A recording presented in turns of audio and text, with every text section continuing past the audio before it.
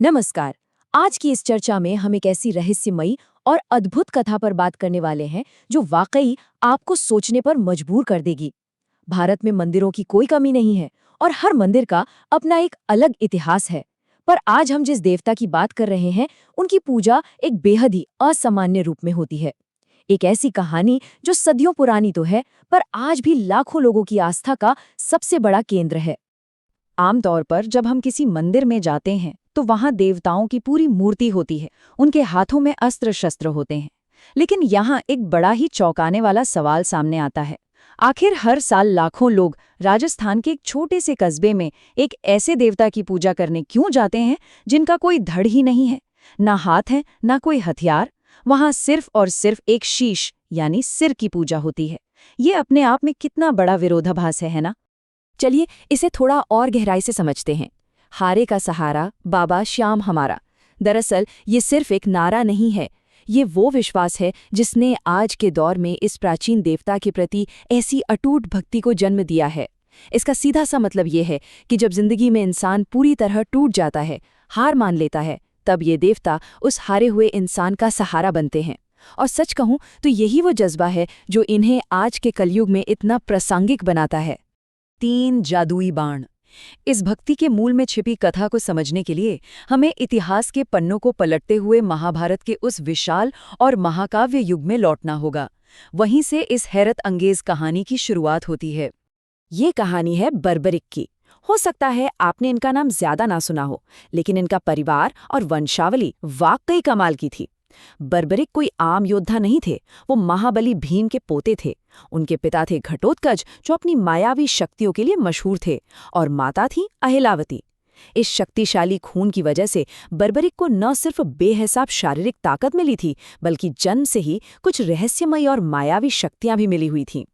अब महाभारत के बाकी महान योद्धाओं की तरह बर्बरिक के तरकश में हजारों अस्त्र शस्त्र नहीं थे, बिल्कुल नहीं। उन्होंने भगवान शिव की घोर तपस्या की और वरदान में उन्हें क्या मिला? सिर्फ 3 दिव्य बाण। सुनकर लगता है ना कि सिर्फ 3, लेकिन यही उनकी सबसे बड़ी और भयानक ताकत थी।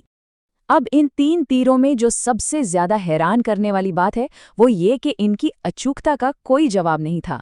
पहला बाण उन सभी टारगेट को मार्क करता था जिन्हें खत्म करना है।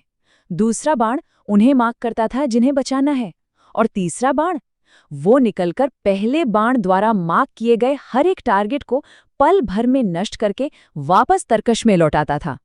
एक तरह से इन्हें किसी बड़ी सेना या रणनीति की जरूरत ही नहीं थी, बस ये 3 तीर और सामने खड़ी पूरी दुनिया का अंत। इस असीम शक्ति का टेस्ट लेने के लिए खुद भगवान कृष्ण ने एक ब्राह्मण का भेष बनाया और बर्बरिक को चैलेंज किया कि वो सामने खड़े एक पीपल के पेड़ के सभी पत्तों को एक ही तीर से भेद कर दिखाएं। कृष्ण ने बड़ी चालाकी से एक पत्ता अपने पैर के नीचे छुपा लिया। बर्बरिक ने तीर चलाया और तीर ने पेड़ के सारे पत्तों को भेद दिया। पर कहानी यहाँ खत्म नहीं होती।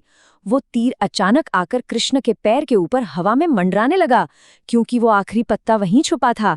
इस एक छोटी सी घटना ने साबित कर दिया कि बर्बरिक के बाणों से कोई भी चीज कहीं भी छुप नहीं सकती थी। सर्वोच्च बलिदान। इस अचूक शक्ति के सामने आने के बाद कहानी उस मोड़ पर पहुंचती है जब कुरुक्षेत्र का महान युद्ध बस शुरू ही होने वाला था। तनाव अपने चरम पर था और वहीं इतिहास का सबसे बड़ा और अनोखा बलिदान दिया गया। दरअसल बर्बरिक ने अपनी माता को एक वचन दिया था कि वो हमेशा उस पक्ष की तरफ से लड़ेंगे जो हार रहा होगा, जो कमजोर होगा। पर जरा स्थिति की कल्पना कीजिए, अगर वो पांडवों की तरफ से लड़ते तो पल भर में कौरवों को खत्म कर देते। लेकिन जैसे ही कौरव कमजोर पड़ते, उन्हें अपने वचन के मुताबिक कौरवों के खेमे में जाना पड़ता। ये तो एक अनंत चक्र बन जाता, एक ऐसी लूप जो तब तक चलती रहती जब तक कि मैदान में बर्बरिक को छोड़कर हर एक इंसान मारा नहीं जाता। इस महाविनाश को रोकने का बस एक ही रास्ता था। ब्राह्मण भेष में आए कृष्ण ने बर्बरिक से दान में एक ऐसी चीज मांगी जिसकी किसी ने कल्पना भी नहीं की थी। उन्होंने सीधे बर्बरिक का शीश यानी उनका सिर मांग लिया। धर्म और वचन से बंधे एक सच्चे क्षत्रिय के लिए ब्राह्मण को मना करना तो वैसे भी असंभव था। ये वो पल था दोस्तों, जब दुनिया को बचाने के लिए युद्ध शुरू होने से पहले ही सबसे बड़े योद्धा को अपना सर्वोच्च बलिदान देना पड़ा। अपना शीश धड़ से अलग करने के बाद बर्बरिक की आखिरी तमन्ना थी कि वो ये पूरा महाभारत का युद्ध देखें। तो उनके कटे हुए सिर को एक ऊंची पहाड़ी पर रख दिया गया, जहां से उन्होंने पूरे 18 दिन का युद्ध देखा। युद्ध के बाद जब ये चर्चा शुरू हुई कि इसका असली विजेता कौन है, तो बर्बरिक के शीश ने एक बड़ा ही गहरा जवाब दिया। उन्होंने कहा कि मैंने किसी भी इंसान को जीतते हुए नहीं देखा, मैंने तो मैदान में सिर्फ और सिर्फ भगवान कृष्ण का सुदर्शन चक्र और महाकाली को सब कुछ नियंत्रित करते देखा। ये जीत की असलियत का एक बहुत ही गहरा एहसास था।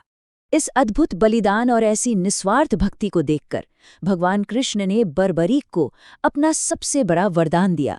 उन्होंने अपना खुद का नाम श्याम बर्बरीक को दे दिया और आशीर्वाद दिया कि आने वाले कलयुग में लोग उन्हें भगवान कृष्ण के ही रूप में पूजेंगे। बस इसी एक वरदान ने बर्बरीक को हमेशा हमेशा के लिए अमर कर दिया और उन्हें खाटू श्याम के रूप में स्थापित कर दिया। श्याम कुंड में खोज। अब इन प्राचीन पौराणिक कथाओं से थोड़ा आगे बढ़ते हैं और उस ऐतिहासिक कालखंड में चलते हैं जब इस कलयुग में इस दिव्य शीश की आखिर खोज कैसे हुई। ये किस्सा वाकई बहुत दिलचस्प है। राजस्थान के खाटू नाम के एक शांत गांव में अचानक एक अजीब सी घटना होने लगी। एक गाय रोजाना एक ही जगह पर जाती और उसके थनों से अपने आप दूध की धार गिरने लगती थी। गांव वालों को ये कोई चमत्कार लगा। जब उन्होंने वहां लगभग 30 फीट नीचे तक खुदाई की तो उन्हें एक बक्से के अंदर वही महाभारत काल का दिव्य शीश मिला। और पता है, वो जगह आज श्याम कुंड के नाम से जानी जाती है। अगर इस मंदिर के इतिहास पर नजर डालें तो इसका सफर भी कमाल का रहा है। साल 1027 में राजा रूप सिंह चौहान ने यहाँ सबसे पहले मूल मंदिर का निर्माण करवाया।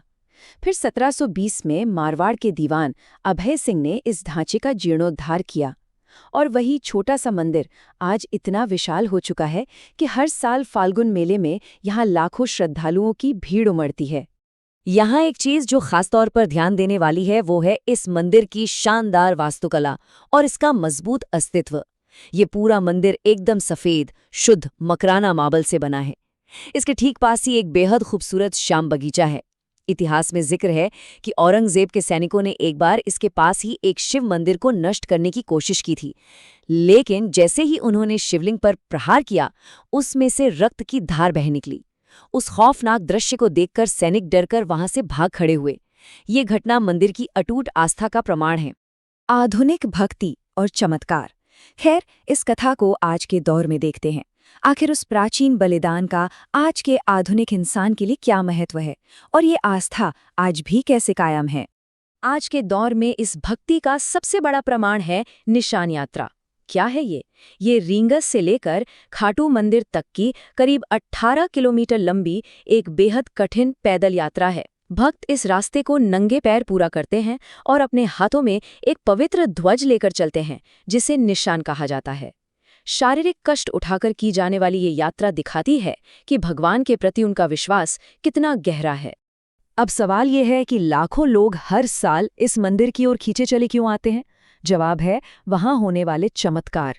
लोगों ने खुद इसे महसूस किया है, चाहे वो किसी ऐसी गंभीर बीमारी से ठीक होना हो जिसका इलाज ना मिल रहा हो, भयंकर आर्थिक संकट से बाहर निकलना हो, किसी नई संतान दंपत्ति को संतान का सुख मिलना हो, या सिर्फ इस आधुनिक जीवन के तनाव में मन की शांति खोजना हो। जब लोग हर तरफ से हार जाते हैं तो उन्हें इस दरबार में सुकून और सहारा मिलता है। तो हम इस चर्चा के अंत में एक बहुत ही गहरे और विचारोत्तेजक सवाल पर पहुंचते हैं। जरा सोचिए, इस पूरी कथा का आखिर मतलब क्या निकलता है? महाभारत जैसी महान जंग का सबसे बड़ा हीरो वो शख्स निकला जिसने युद्ध शुरू होने से पहले ही अपना सब कुछ त्याग दिया था।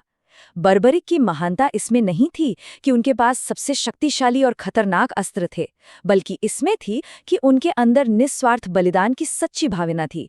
उन्होंने पूरी दुनिया को दिखा दिया कि असली जीत अस्त्रों से नहीं बल्कि समर्पण से मिलती है।